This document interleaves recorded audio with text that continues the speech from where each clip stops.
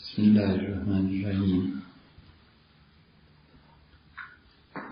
حضرت شاہ صاحب رحمۃ اللہ علیہ کا یہ نظریہ جس پہ انہوں نے کہا ہے کہ الہمنی اللہ نے مجھے ان چیزوں کا الہام فرمایا ہے، بنیادی طور پہ 4 مختلف قوتوں کے اجتماع کا نظریہ ہے۔ بہیمیت، اس کا قوی ہونا، اور ملکیت، ملکوتیت، فرشتے پن کا کمزور ہونا۔ فرشتے پن کا قوی ہونا اور جانور پنے کا کمزور ہونا، دونوں میں قوت اور دونوں میں ذوق، یہ 4 تناسب بنیادی طور پہ قائم کیے ہیں، اور پھر اس کی لامحدود شاخیں۔ اور یہاں پہ حجت اللہ البالغہ کی حقیقت میں ابھی تک کوئی آسان شرح نہیں آئی کہ کسی اللہ کے بندے نے اسے آسان کر کے لکھ دیا ہو۔ اللہ تعالی نے بڑی توفیق بخشی مفتی سعید صاحب پالن پوری، لیکن حضرت اپنے علوم کی گہرائی اور ارتفاع اور جو ان کی وسعت نظر ہے، اس بنا پر انہوں نے اس کتاب کا ترجمہ بھی کیا، تشریحات بھی الحمدللہ بہت اچھی لکھی، لیکن پھر بھی وہ اہل علم کی درجے کی ہے۔ تو اس مقام پہ انہوں نے بھی اس بات کا اعتراف کیا ہے کہ یہ ساری جو چیزیں ہیں آپس میں اس کی متعدد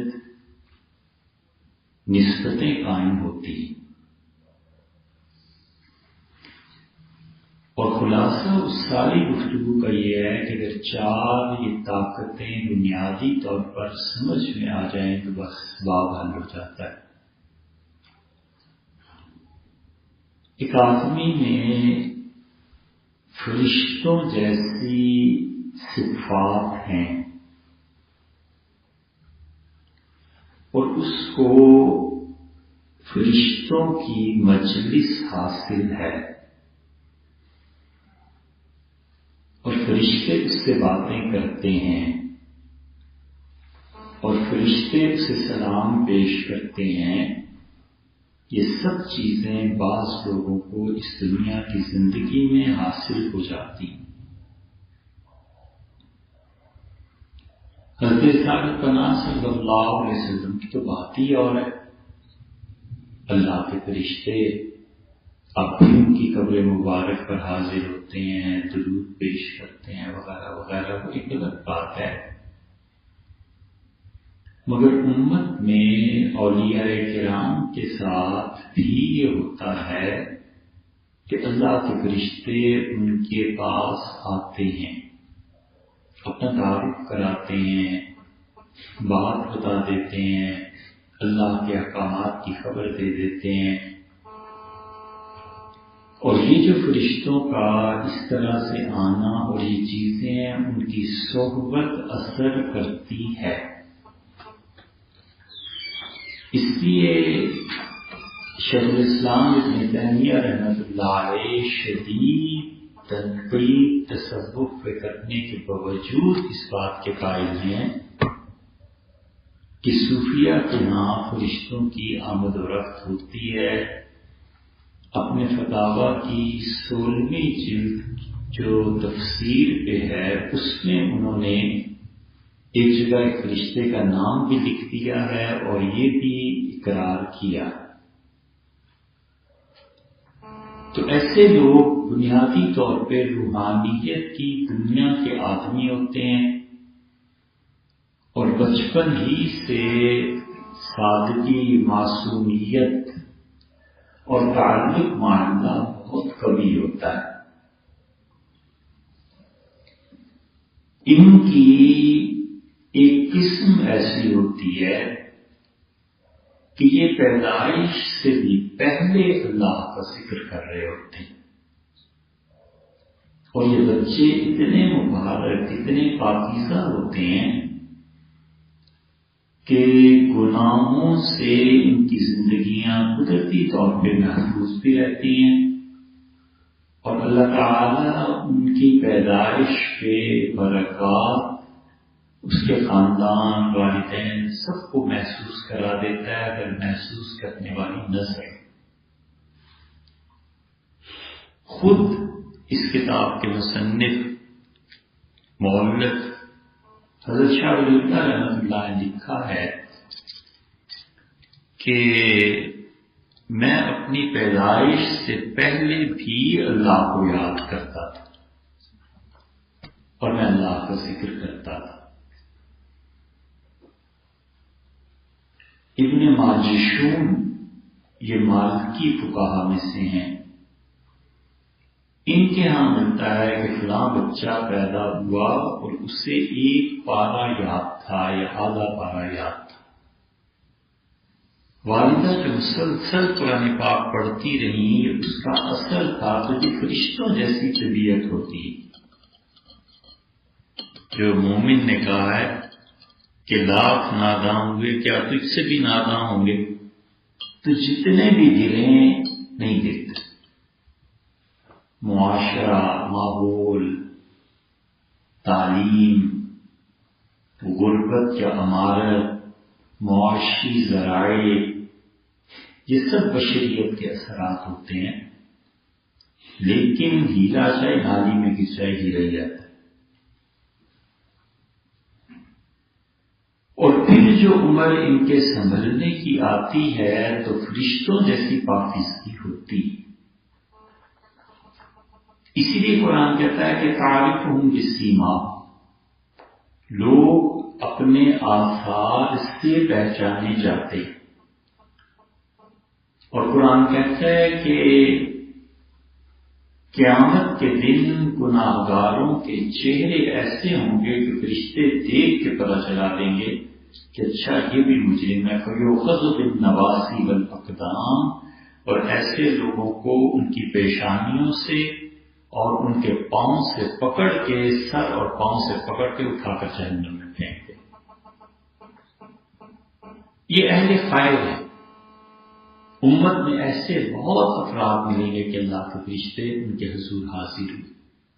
اللہ کے فرشتوں نے ان کی پاکیزگی کا احترام کیا، اور اسی لیے امام ابو حنیفہ رحمۃ اللہ علیہ کا مسلک یہ ہے کہ فرشتے انسانوں سے کم درجے کے مخلوق ہیں، اور انہوں نے اس کی دلیل قرآن سے بھی دی ہے.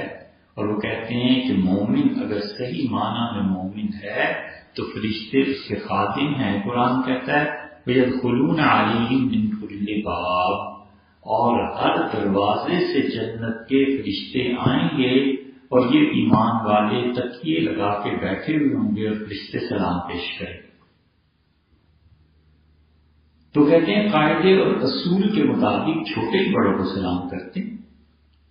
تو اس کا مطلب یہ ہوا کہ یہ آدمی اتنا پاکیزہ ہے کہ اللہ کے فرشتے آپ ہی سے سلام کرتے ہیں. اور یہ بہت سے صحابہ کرام رضی اللہ عنہم میں بھی تھا، تابعین میں بھی تھا، تبع تابعین میں، اس کے بعد ایسی چیزیں آتی.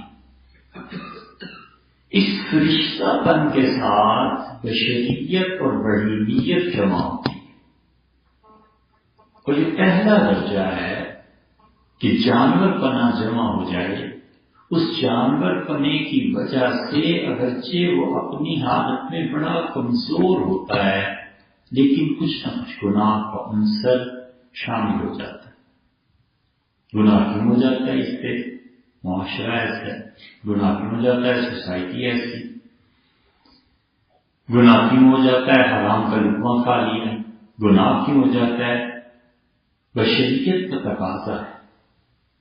تو بشریت کے تقاضے سے جو گناہ ہو جاتے ہیں وہ اس فرشتہ پن کے ساتھ جمع ہو جاتے ہیں. یہ دونوں چیزیں آپس میں جمع ہو جاتی ہیں. اس لیے جو لوگ یہ سمجھتے ہیں کہ کوئی 100% معصوم ہستی اور شخصیت مل جائے تو یہ کبھی بھی نہیں ہوا کرتا.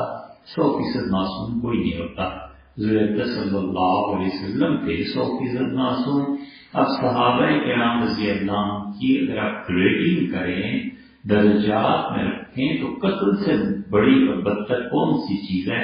اس کے باوجود سیدنا علی رضی اللہ عنہ اور ان کے رفقاء اور جو اہل حق تھے انہیں قتل بھی صحابہ کرام رضی اللہ عنہ نے کیا ہے. اب یہ اس درجے کے مناسب بات تھوڑی. سوچے آدمی، اسی لیے اللہ فرماتے ہیں وَإِن طَائِفَتَانِ مِنَ الْمُؤْمِنِينَ اقْتَتَلُوا، ایمان والوں کے دو گروہ آپس میں لڑ پڑے تو دونوں میں صلح کرا ہو. غلط فہمی ہو جاتی ہے، لڑائی کی بنیاد کوئی اور چیز ہو جاتی ہے. حضرت یوسف علیہ السلام کے بھائی بالکل بھائی کے قتل کر چکے اپنی طرف سے. وہ ان تو پھینک دیا، رشتہ تمام کر دیا، وہ بچا لیا تو اللہ کی ذات پاک نے، مگر تو اپنی طرف سے کر چکے تھے. لیکن اس کے باوجود حکم یہ ہے کہ ان کا ادب اور احترام کیا جائے گا. یوسف علیہ السلام تمہیں پتہ ہے جو کچھ تم نے فالتم یوسف کے ساتھ کیا کیا؟ وہ حیران رہ گئے اور انہوں نے کہا کہ تم یوسف. ان کا کیا انا یوسف آزاد، ہاں میں یوسف، یہ میرا بھائی. اور یہ تم حرکتیں کرتے رہے ہو جب تم ناواقف تھے. تو یہ ہو جاتا ہے. اس لیے اگر کسی کا عقیدہ یہ ہو جائے کسی کے بارے میں بھی کہ 100% معصوم ہے، غلط بات ہے. 100% معصومیت، یہ حضور صلی اللہ علیہ وسلم آخری اللہ کے نبی تھے. اسی لیے اہل سنت کا اور اہل تشیع کا اختلاف ہے کہ وہ کہتے ہیں 12 ائمہ ہمارے بالکل معصوم تھے. اہل سنت کہتے ہیں معصوم نہیں تھے، کوئی نہ کوئی غلطی ہو جاتی ہے، آخر بشر ہے، تقاضا ہے. اور پھر ایسے بھی ہوتا ہے کہ اللہ نے جو چیز تقدیر میں لکھ دی ہے اس سے کون جان چھڑا سکتا ہے. حضور اکرم صلی اللہ علیہ وسلم کے پاس کتنے ہی لوگ آئے اور آپ نے انہیں فرمایا، انہوں نے کہا اللہ کے رسول ہم زیادہ اولاد سے بچنا چاہتے ہیں اس چیز سے. آپ نے فرمایا تم کوئی تدبیر اختیار کرو یا نہ کرو، اللہ نے جو طے کر دیا وہ ہو کے رہے. اور اتنی واضح حدیث ہے کہ حضور صلی اللہ علیہ وسلم نے فرمایا تم میں سے ہر آدمی کو بدکاری میں اتنا حصہ تو پہنچ کر رہے گا جو اللہ نے اس کی تقدیر میں طے کر دیا. اب جتنا اس کی تقدیر میں لکھا گیا اس سے وہ نہیں بچ سکتا، اتنا حصہ اسے مل کر ہی رہے گا. اور جتنا حصہ بھی اب اسے ملتا ہے تو اگرچہ اللہ کی تقدیر ہے لیکن اللہ نے یہ تقدیر لکھی اس کی کیوں؟ اس میں کیا مصلحت تھی؟ یہ ایسی چیزیں ہیں جو بہت آگے جا کر ان کا علم آتا ہے، احساس پیدا ہوتا ہے. کبھی یہ گناہ اس لیے لکھا جاتا ہے کہ اللہ کو پتہ ہے کہ اگر یہ اس نے کام نہ کیا اور مور کی اپنے پاؤں پر نظر نہ پڑی تو یہ جنگل میں کسی جانور کو خاطر بھی نہیں ملائے گا. یہ گناہ کر لے تاکہ اسے بھی کبھی احساس ہو کہ یار جتنا تم اچھا سمجھتے ہو میں نہیں ہوں، مجھ سے یہ بات ہو.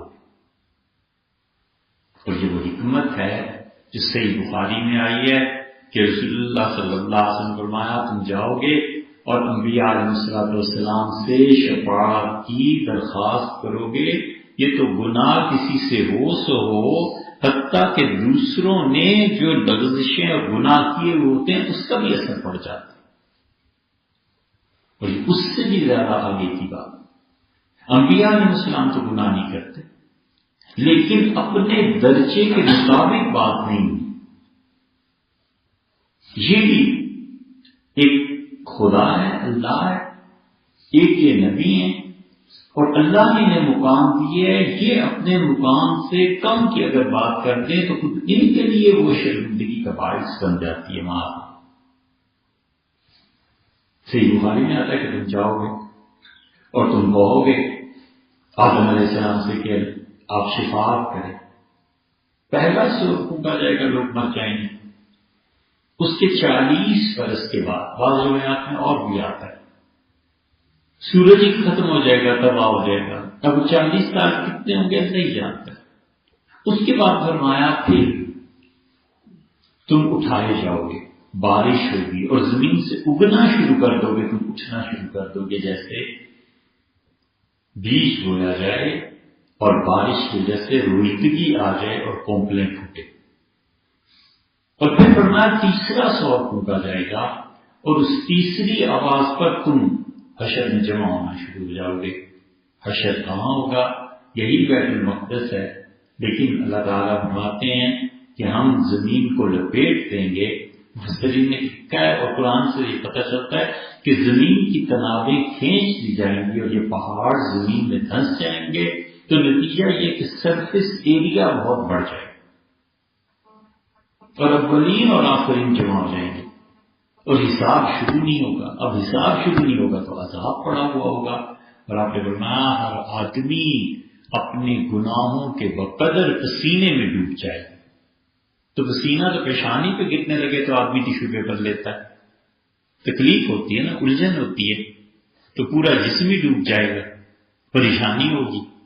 حضور صلی اللہ علیہ وسلم کچھ گناہ گار ہوں گے گھٹنوں تک پسینے میں ہوں گے اور کچھ ہوں گے سر تک اور کچھ شانت وغیرہ ہوگا۔ اس پہ تم جاؤ گے آدم علیہ السلام کے پاس اور کہو گے کہ حضرت چلیں اور ہماری اللہ سے کہیں حساب شروع ہو، شفاعت، تو کہ میں نہیں جا سکتا، میں نے وہ دانہ چکھ لیا تھا، میں اللہ کے سامنے آج نہیں جا سکتا۔ اب وہ ہے جو درجہ ان کا وہ چاہے پوری دنیا اور مخلوق سے بلند ہو، لیکن ہے تو جو بھی چیزیں ان کے اپنے درجے کی ہے نا۔ اور آپ نے فرمایا پھر تم جاؤ گے نوح علیہ السلام کے پاس اور کہو گے سماک اللہ عبدا شکورا، اللہ نے آپ کا نام رکھا ہے میرا شکر گزار بندہ، ہم نے قرآن میں پڑھا ہے آپ چلیں۔ وہ کہیں گے نہیں، میں بیٹے کے بارے میں بات کر چکا۔ اور پھر ابراہیم علیہ السلام کے پاس ابراہیم علیہ السلام کہیں گے نہیں، اور انبیاء علیہ السلام اور اپنے بعد ہر کوئی کے گھر پہ نفسی نفس، اللہ آج مجھے بچا دے، مجھے بچا دے۔ موسیٰ علیہ السلام کے پاس جاؤ گے، موسیٰ علیہ السلام اپنا عذر پیش کر، تم عیسیٰ علیہ السلام کے پاس جاؤ گے، عیسیٰ علیہ السلام کہیں گے کہ میری اتنی پرستش کی گئی ہے، اتنی عبادت کی گئی ہے کہ آج میں اللہ کے سامنے نہیں جا سکتا، جاؤ حضور صلی اللہ علیہ وسلم ہے، آج کے دن انہی کی بات سنی جائے گی۔ اور آپ نے فرمایا تم لوگ میرے پاس آؤ گے اور میں کچھ نہیں کہہ سکوں گا، جا کر سجدے میں گر جاؤں، حتیٰ کہ ایک مدت گزر جائے گی اور پھر اللہ مجھے کچھ خاص جملے الہام کرے گا اور وہ جملے میں جب پڑھوں گا تو اللہ اس سے خوش ہوگا اور پھر اللہ کہے گا کہ ارفع، آپ اپنا سر اٹھائیے، سل تو آپ مانگیے آپ کو دیا جائے گا، اور میں اللہ تعالیٰ سے عرض کروں کہ اللہ اس مخلوق کا حساب شروع کرنا، اور ساری چیزیں اتنی تفصیل سے یہ روایت آئی ہے تو ہر آدمی میں کچھ نہ کچھ حصہ ہے۔ خود حضور اکرم صلی اللہ علیہ وسلم نے فرمایا کہ میں جب بچہ تھا اور حلیمہ کے پاس تھا تو دادا نے بھیج دیا تھا کہ وہاں جا کے میں ان کی زبان سیکھوں، اور بنو حوازن بہت اچھی زبان جانتے، عربی بہت وسیع تھی ان کی، اور فرمایا مجھے جو لایا گیا مکہ واپس تو اس طرح سے ہوا کہ میں نے ایک دن بچوں کے ساتھ کھیل رہا تھا اور میں نے ایسے آسمان کی طرف دیکھا تو دو آدمی اوپر سے آئے اور مجھے پکڑ کے نکال دیا، اور میرے ساتھ حلیمہ سعدیہ کی بیٹی شیمہ ان کا نام آتا ہے، پھر میں اب بھی کھیل رہی تھی تو انہوں نے میرا سینہ چاک کیا، پھر میرے دل کو نکالا، پھر دل سے ایک چیز اٹھا کر پھینک دی اور نے کہا اس آدمی میں یہ حصہ ہے جو لغزش کا ہے، غلطی کا ہے، اسے اس سے دور کر دیا۔ اب آدمی سوچے تو ہے وہاں بھی ایک چیز، فرشتوں نے اسے دور کر دیا اور وہ بھاگتی ہوئی گئی اور اس ماں کو جا کے بتایا کہ 2 آدمی ایسے آئے اور انہوں نے بچے کو مار دیا ہے. تو وہ آئیں تو میں حیران تھا کہ انہوں نے میرا سینہ بند کیا اور میں نے ماں سے کہا، حلیمہ سے، کہ کیا ہوا ہے؟ میں نے کہا ایسے 2 آدمی تھے، ایسے کیا ہے، اور میں ابھی بھی آپ کو بتا سکتا ہوں کہ آسمان کے اس حصے سے وہ اوپر چلے گئے. اب افق آسمان یہاں سے لے کے یہاں تک ہے، تو آدمی دیکھتے ہی ہے نا کہ اس حصے سے اوپر چلے گئے. تو میری والدہ ڈر گئی. انہوں نے کہا بڑے خاندان کا بیٹا ہے، حضرت عبدالمطلب کا پوتا ہے، ایسے نہ ہو کہ کوئی مارا جائے تو پھر ہم کیا کریں گے. تو وہ لائیں مجھے اور دادا کے حوالے کر دیا. انہوں نے کہا اس بچے کو آپ رکھیں، اس کے ساتھ تو عجیب و غریب چیز پیش آئی ہے. اب یہ اتنا حصہ کس میں کتنا ہے کوئی نہیں جانتا، اللہ ہی کے علم میں ہے کہ کیا. تو یہ شدید روحانیت اور اس کے ساتھ ضعیف اور کمزور رحیمیت، یہ بھی ایک درجہ ہے. لوگ اسے سب سے اچھا درجہ سمجھتے ہیں، سب سے اچھا درجہ یہی ہوتا.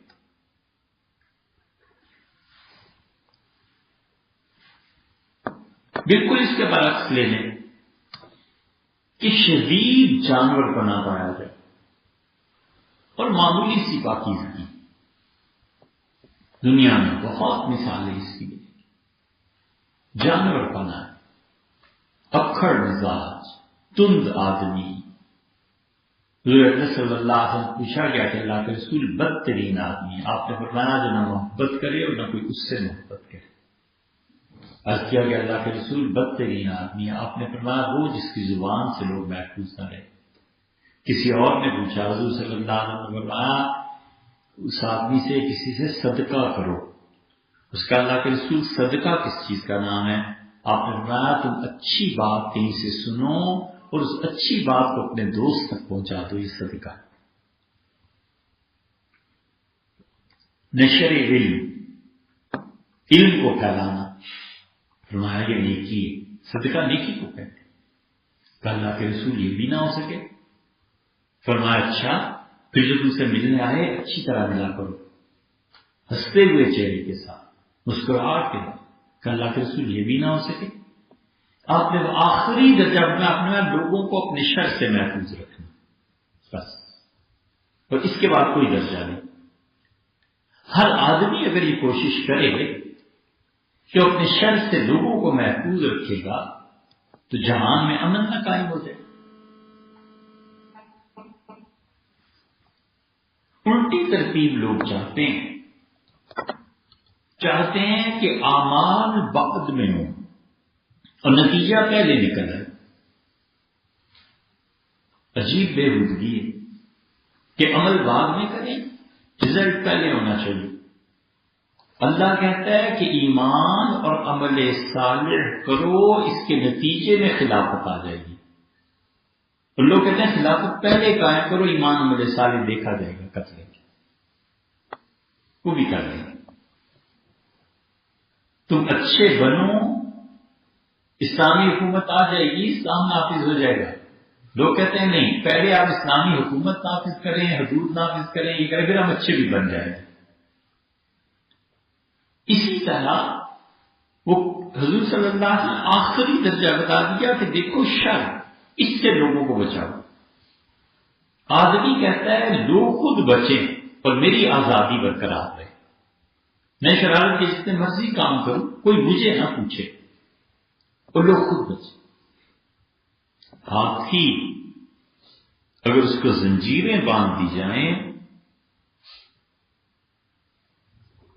اور پاگل ہو جائے اور کسی شہر میں چھوڑ دیا جائے تو وہ اتنی تباہی نہیں مچاتا جتنا ایک آدمی کا اپنا نفس تباہی مچاتا ہے. یہ نفس جب پاگل ہو جائے نا، اور انسانی نفس جب کنٹرول میں نہ رہے اور نفس کی خواہشات کی پیروی لوگ کرنے لگے، تو پاگل ہاتھی اتنا لوگوں کو نہیں مارتا جتنا نہیں مارتا. جو جی میں آیا کر گزرا، کوئی پوچھنے والے نہیں، خدا کا خوف ہی نہیں کہ اللہ مجھ سے پوچھے گا، حساب دیکھا. کچھ اور لوگ بھی ہیں، معاشرہ ہے. جب شدید بہیمیت طاری ہوتی، جانور پر، تو تو پھر وہ اتنے ہی بڑے گناہوں میں پڑتا ہے، اور پاکیزگی چونکہ کمزور ہوتی ہے، اس لیے پاک ہوئے نہ ہوئے نیکی کا کام کر لیا نہ کیا، لیکن وہ اپنے نفس کے پورے مکر کا شکار ہوتا ہے، اور نتیجہ یہ کہ اس انسان کی انتہا ہو جاتی ہے جب جان بوجھ کے قتل کر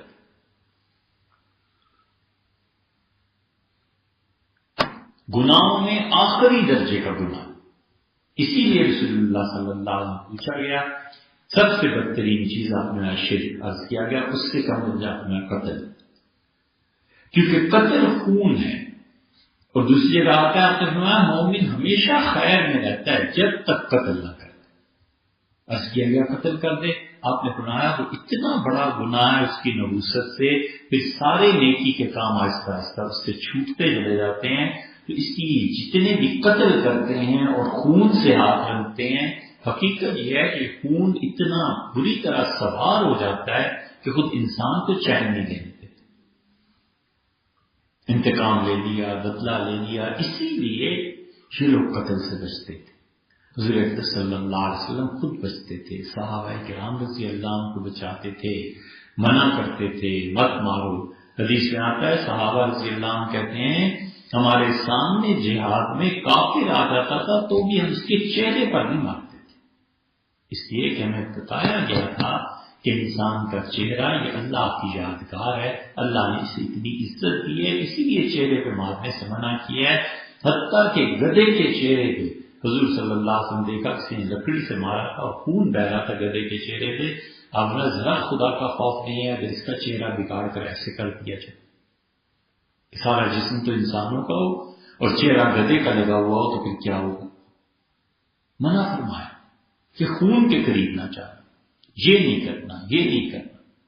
یہ بدر کا سارا قصہ عمر حضرمی کے خون پہ تھا، اور حضور صلی اللہ علیہ وسلم نے فرمایا غلطی سے وہ آدمی ہم سے مارا گیا ہے اور میں اس کی دیت پیسے ادا کرنے کو تیار ہوں، نہ لڑوں۔ صحابہ رضی اللہ عنہ گئے تھے، عمر حضرت نے تیر چلایا، اس سے لگ گیا، مر گیا، قتل خطا ہو گیا بس۔ اسی لیے قرآن کریم میں اللہ تعالیٰ نے شدید مذمت کیا۔ اللہ کہتا ہے کوئی آدمی کسی کو قتل کر دے اس کا تو پھر سزا یہی ہے کہ اسے جہنم میں رکھا جائے ہمیشہ کے لیے۔ یہاں پہنچ کے اہل سنہ پھنس گئے اور وہ کہتے ہیں کہ اللہ نے سزا یہ دی ہے ہمیشہ جہنم، تو اس کا مطلب ہے کبیرہ گناہ کی سزا ہمیشہ کا جہنم۔ پھر وہ اس سے اپنے مسلک کو نکالتے ہیں اور کہتے ہیں ہمیشہ کا مطلب یہ ہے کہ اللہ ایک لمبی مدت تک اسے جہنم میں رکھے گا، لیکن ہے تو کبیرہ گناہ میں آخر بخشش ہو جائے گی۔ اسی لیے بچتے تھے قتل سے، خون سے۔ سیدنا عمر رضی اللہ عنہ اتنے چن کے لوگ لگاتے تھے اپنی خلافت میں جن کے تقدس کی قسم کھائی جا سکتی تھی، مگر فرماتے تھے خون کا اگر کوئی مسئلہ ہوا نا تو میرے پاس مدینہ منورہ بھیجنا، خون قتل پھانسی چڑھانے کی اجازت کسی کو۔ یہ بہیمیت کی حد ہے کہ کسی انسان کو اس کی زندگی اور جینے کے حق سے بھی محروم کر دیا جائے۔ اسی لیے سیدنا عمر رضی اللہ عنہ ایسے فیصلے ہیں کہ آج کے دور میں اگر وہ کرتے تو لوگ کہتے حضرت کتاب و سنت میں تو یہ آیا ہے اور آپ حدیث کے خلاف فیصلے کر رہے ہیں، آپ قرآن کے خلاف فیصلے کر رہے ہیں، تم تو مسلمان ہی معاذ اللہ، ایسے لوگ کہتے ہیں۔ صحابی رضی اللہ عنہ خط لکھ رہے ہیں کہ حضرت میری بیوی کا آئینہ ہے، 60 روپے اس کی قیمت ہے اور غلام نے چرا لیا ہے، آپ اس پہ حد جاری کریں، ہاتھ کاٹ دیں۔ سیدنا عمر رضی اللہ عنہ جواب میں لکھتے ہیں بیوی بھی تمہاری، آئینہ بھی تمہارا، نوکر بھی تمہارا، تمہارے حصے سے کچھ لے لیا ہے، میں ہاتھ نہیں کاٹتا، بس ٹھیک۔ بہت واقعات فرمایا، ایک جگہ اتنی زبردست بات کہی ہے چوری کے مقدمے، فرمایا کوئی معاشرہ اس میں لوگ مجبور ہو جائیں اس حد تک کہ جو اللہ نے چیزیں حرام قرار دی ہیں وہ اس کا ارتکاب کرنے لگیں، اس تک پہنچ جائیں، تو میں تو اللہ کی کوئی حد ان پہ نافذ نہیں کر سکتا۔ یعنی معاشرے نے اتنا مجبور کر دیا ہے کہ اس گناہ تک پہنچ گیا ہے کہ اگر یہ مجبوری نہ ہوتی تو کبھی اس گناہ میں نہ پڑتا. میں اللہ کی حد سے نافذ نہیں کروں. اس لیے صحابہ کرام رضی اللہ عنہم نے قتل خون بالکل اس کے قریب نہیں جاتے کہ قتل سے حد الوسع ہٹو، بچو، مارو. حتیٰ کہ فتح الباری میں آیا ہے حضور صلی اللہ علیہ وسلم تم ایک آدمی کے مسلمان ہونے کی مجھے اطلاع دے دو نا، مجھے اتنی خوشی ہوتی ہے کہ 1000 کافروں کے قتل سے اتنی خوشی نہیں ہوتی. ہم اتنے الٹے پھر گئے ہیں کہ اگر ٹی وی پہ خبر آ جائے کہ 1000 امریکی مر گئے تو اس ملک میں کروڑوں میسیج مبارکباد کے ادھر ادھر جائیں، اور اگر خبر آ جائے کہ 10 آدمیوں نے اسلام قبول کر لیا تو کوئی پرواہ نہیں. ہم ایسی طرف چل پڑے، حالانکہ اصل حضور صلی اللہ علیہ وسلم فرماتے ہیں ایک آدمی کی اسلام کی قبولیت کی اطلاع دو، مجھے اتنی خوشی ہوتی ہے کہ 1000 آدمیوں کی کافروں کے قتل سے اتنی خوشی نہیں. اس لیے جو اسلام ہم کہتے ہیں نا، پتہ نہیں بسا اوقات احساس ہوتا ہے کہ یہ اسلام پتہ نہیں کہاں سے آیا ہے، اصل میں تو یہ اسلام نہیں تھا. یہ 2 درجے، اور یہ درجہ بدترین درجہ گنا جاتا ہے کہ بہیمیت جانور پنا غالب پاکیزگی کا. پہلا فرشتہ پن زیادہ ہے اور گناہ کا. جو ٹاپ پہ انسان جاتا ہے جس میں دونوں قوتیں بھرپور ہوتی ہیں، نیکی، اللہ کے ساتھ تعلق، اس پہ جب آئے اس پہ بھی ٹاپ پہ چلا جاتا ہے. اور معاذ اللہ استغفر اللہ گناہ کرنے کی شدت سے ہرس بھی اس میں پیدا ہوتی ہے، اپنے آپ کو کنٹرول کر لیتا ہے. یہ جو کنٹرول کرتا ہے نا اور اس وقت گناہ کو ذبح کر دیتا ہے، یہ قربانی جو دیتا ہے اللہ اس کا درجہ بڑھا دیتا ہے. ایک آدمی کے دل میں کبھی تمنا ہی پیدا نہیں ہوئی کہ چوری کرے، اس نے کیا چوری کرنی اور کیا پیسہ. ایک کے پاس کروڑوں روپے ہیں، آتے ہیں، اور کبھی دل میں خیال آتا ہے کہ یار اس میں گڑبڑ ہو سکتی ہے، کہتا ہے نہیں اللہ نے منع کیا، یہ میرا کیا ہے، جن کے پیسے ہیں خدا مبارک کرے، میں نے کیا کرنا ہے. اس کو اپنے نفس کو پابند کر دیتا ہے نا. اس لیے اللہ کہتا ہے اما من خاف مقام ربہ، جو آدمی ڈرا کہ اپنے رب کے سامنے کھڑا ہوگا اور حساب دے گا. اللہ نے ونہى النفس عن الہوى، اور اپنے نفس کو قابو میں رکھا اور گناہ نہیں ہونے دیا. فإن الجنة هي المأوى، ہم جنت اس کا ٹھکانہ کریں گے، اسے باغات میں رکھیں. ایک آدمی میں کوئی خواہش ہی کوئی بات ہی نہیں. اللہ اس امتحان سے محفوظ رکھے، لیکن اس سے جب گرتا ہے نا تو پھر جہنم میں پہنچ جاتا ہے. اور جب کنٹرول کر لیتا ہے ان چیزوں کو، اپنے نفس کو، تو پھر عروج بھی اتنی ہے، ترقی بھی اتنی.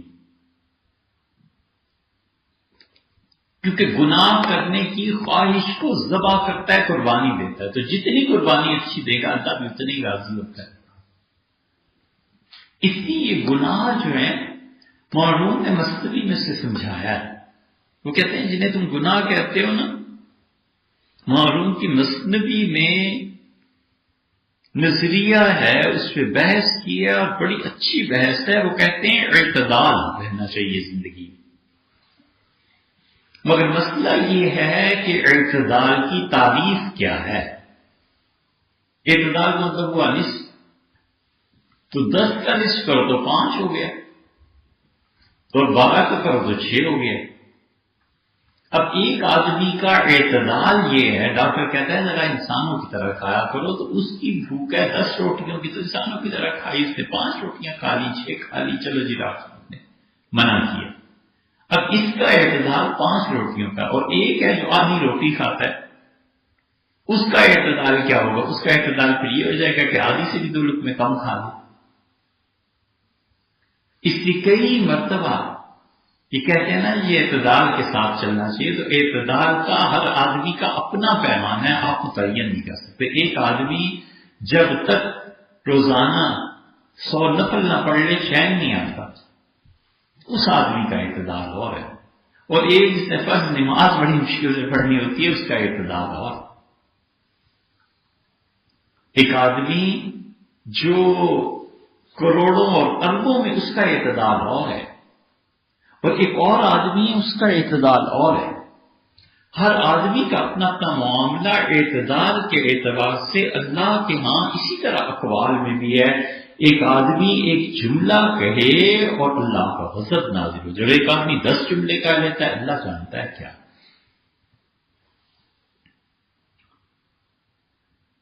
معلوم نے قصہ کیا ہے، بہت مرتبہ آپ نے بھی سنا ہوگا۔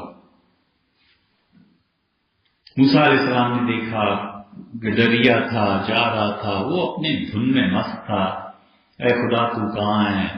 اے خدا کاش من چاکرت، میں تیری خدمت کروں، 4 خود دوزم کنم شان سرت، تیرے بالوں میں کنگھی کروں، اچھی سی چٹکیاں تیری بناؤں، مینڈیاں بناؤں، اور تجھے اپنی بکریوں کا دودھ دوں، تو جب شام کو تھک کے گھر واپس آئے تو میں تیرے پاؤں دباؤں، تو پتہ نہیں کدھر ہے۔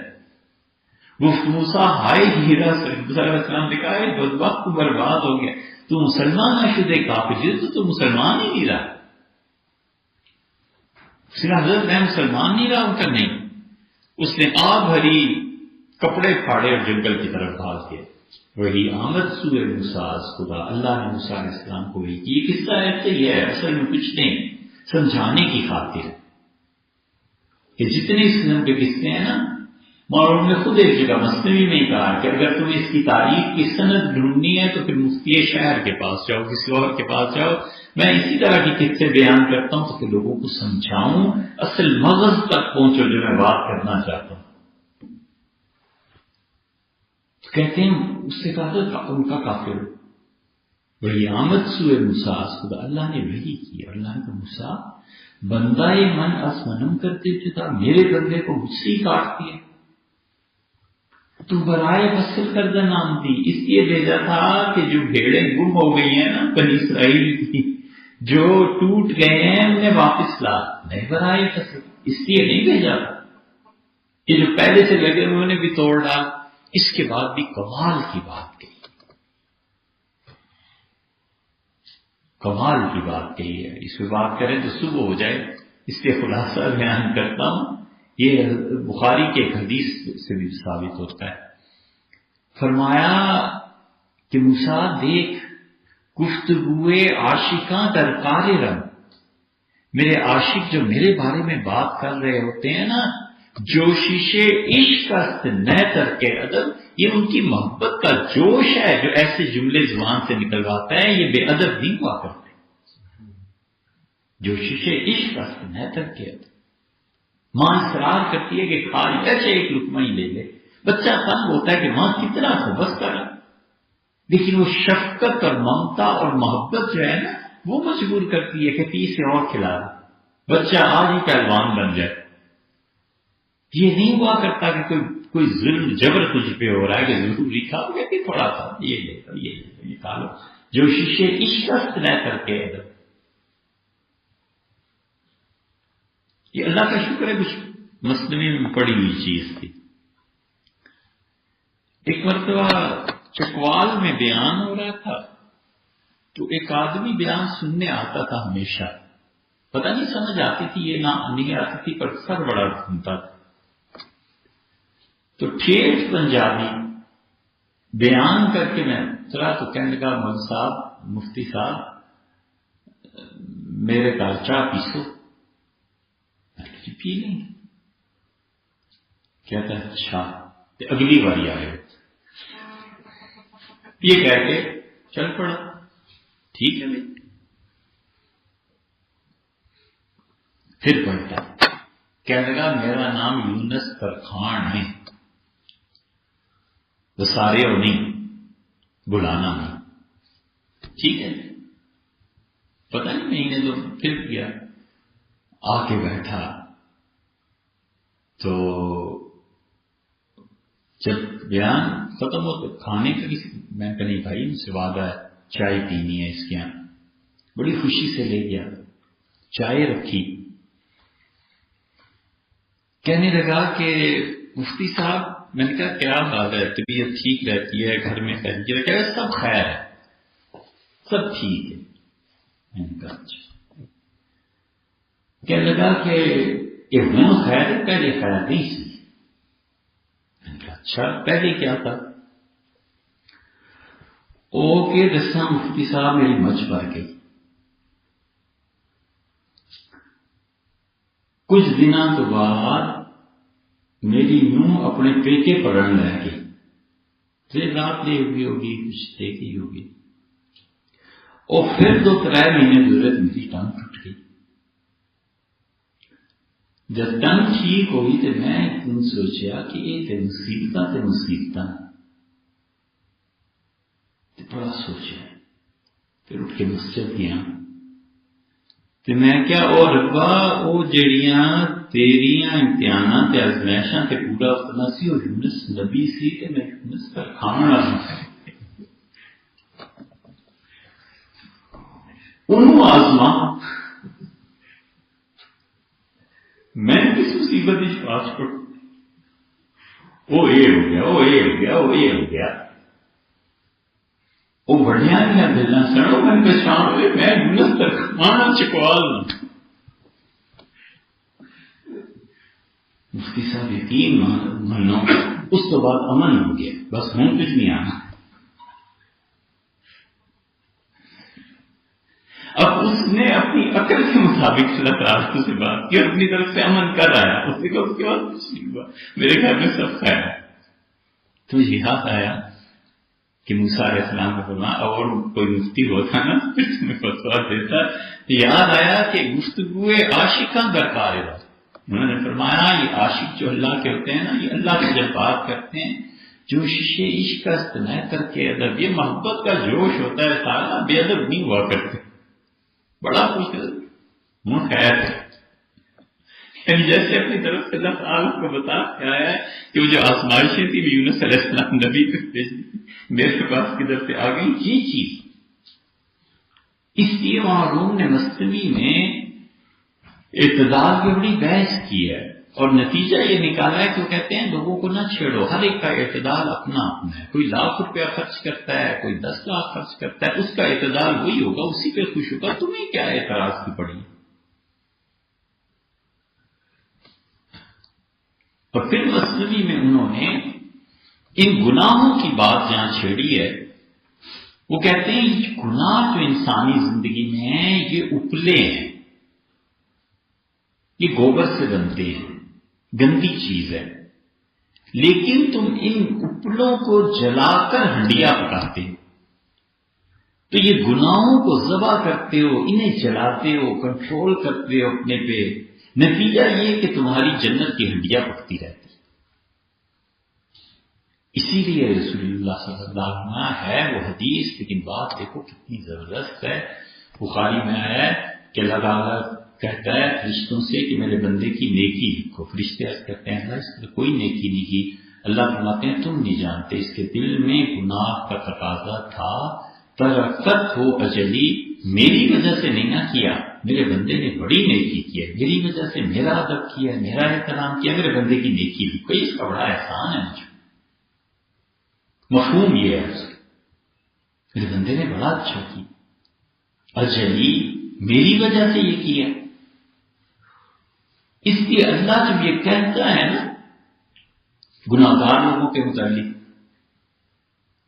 تو دیکھو خدا کو اتنی محبت ہے کہ شیاطین قیامت میں قرآن کہتا ہے جب سامنے آئیں گے تو اللہ شیطانوں سے اب ان سے کچھ نہیں کہتا، اللہ شیطانوں سے کہے گا کہ اضللتم عبادی ہؤلاء، میرے ان بندوں کو تم نے گمراہ کر دیا۔ یہ جو عبادی ہے نا میرے بندے، یہ خود محبت ہی تو اور کیا ہے۔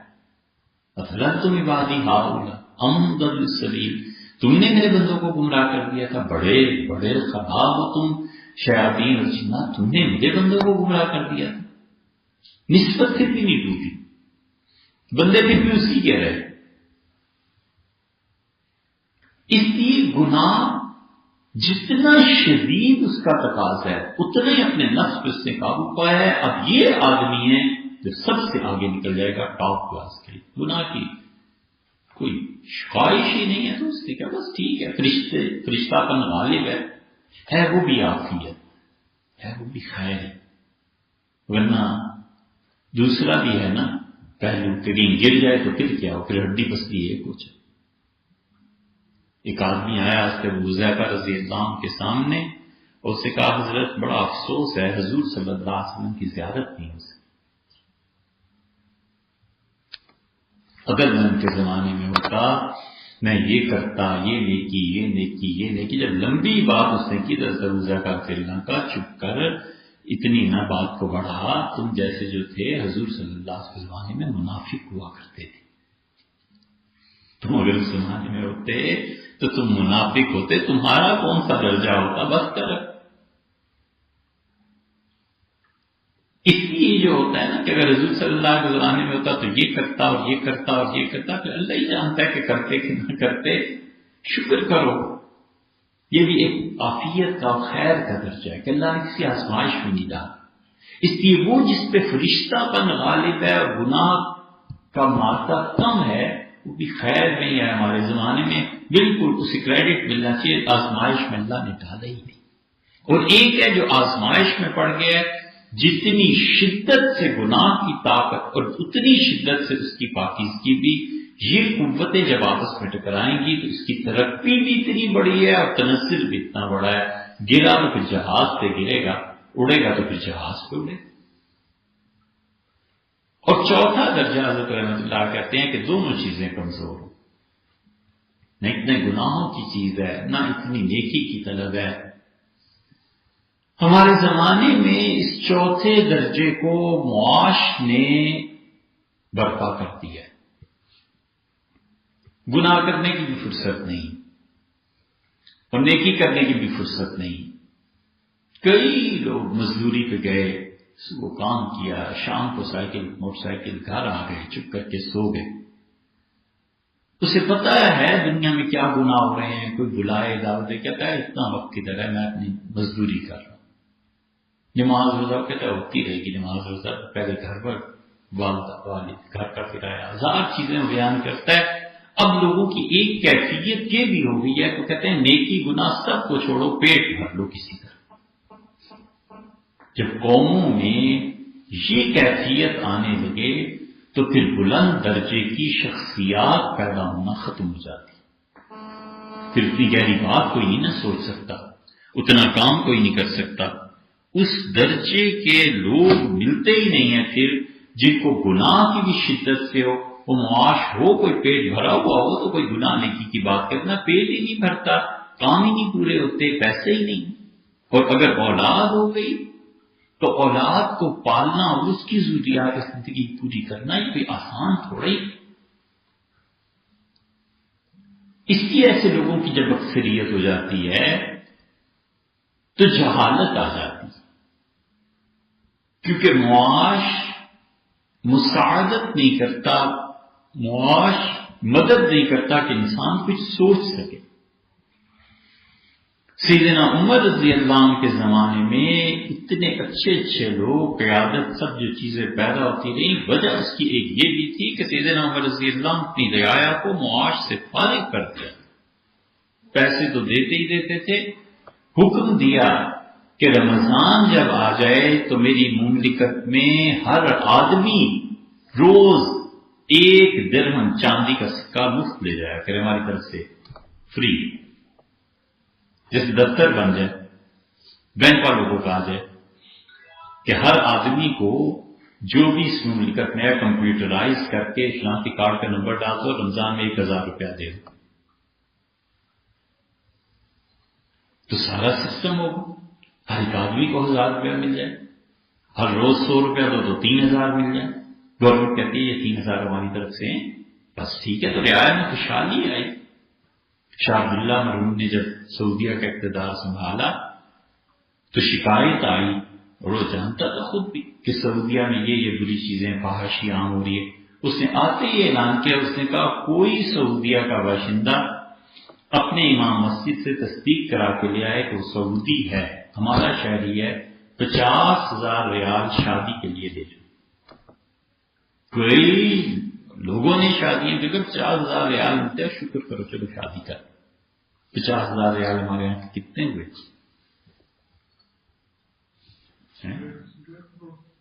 15 لاکھ جتنے بھی ہوئے، لیکن سہولتیں دینی تھی۔ سیدنا عثمان رضی اللہ عنہ کا دور آیا، ملکہ امیر المومنین اتنا دیتے تھے، 1 درہم روزانہ دیتے تھے ہر آدمی کو۔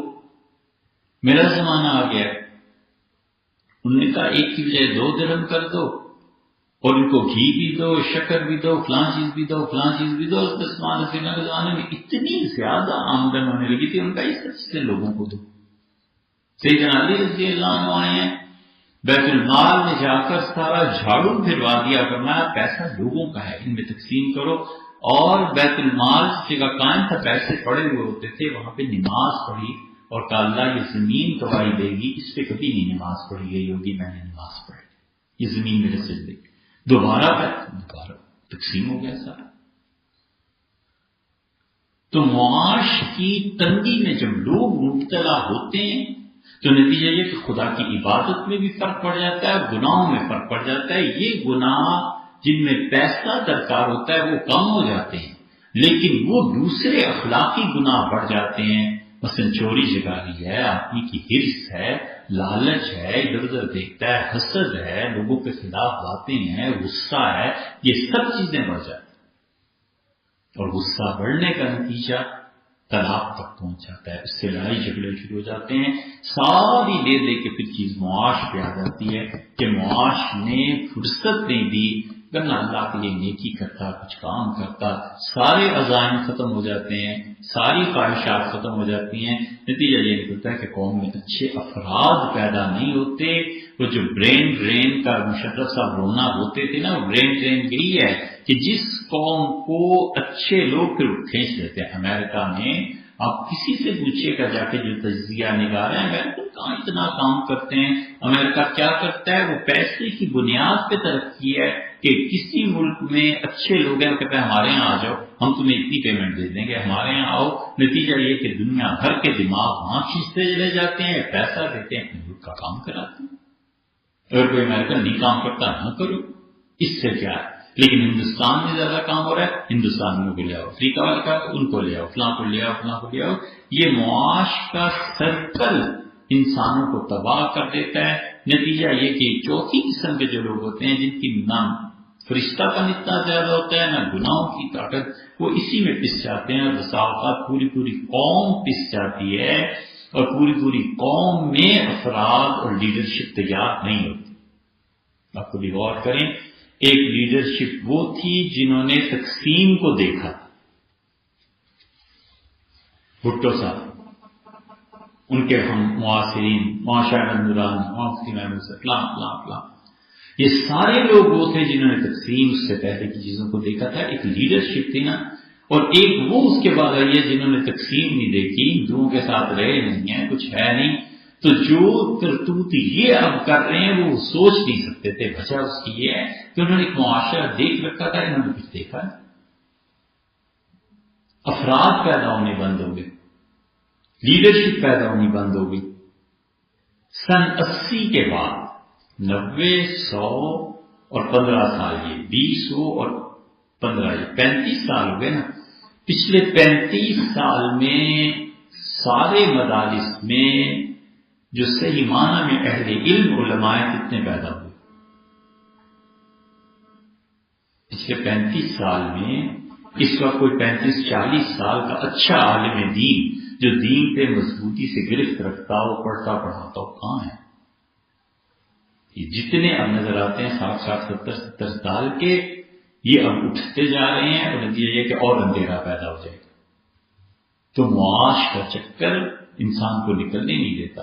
اسی لیے حضور اکرم صلی اللہ علیہ وسلم نے فرمایا کہ اللہ امام عادل کی دعا قبول کرتا ہے، کیونکہ وہ اصل میں در حقیقت اپنے عوام کے لیے سہولتیں پیدا کر دیتا ہے۔ وہ کہتا ہے تم کام کرو، پڑھو لکھو، یا علم کی تلاش، یہ وہ، باقی پیسہ وہ ہمارے ذمہ رہا، وہ کوئی مسئلہ نہیں۔